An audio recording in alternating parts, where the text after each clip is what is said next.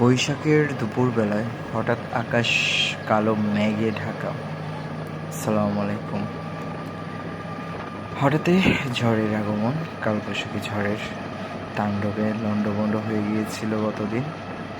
তো তার কিছুক্ষণ আগ মুহূর্তে আমার মোবাইলে ধারণ করা কিছুটা সময় আপনাদের সাথে শেয়ার করার জন্যই আপলোড দিলাম।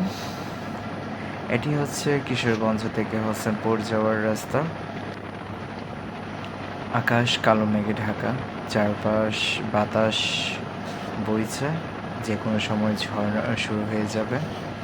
তো দুপাশের পরিবেশটা অসম্ভব সুন্দর লাগছিল বিদায় ভিডিও ধারণ করা, যাতে করে আপনারাও সেই অসম্ভব সৌন্দর্যের সাক্ষী হতে পারেন। আসলে গ্রামের পরিবেশের সৌন্দর্য এটাই।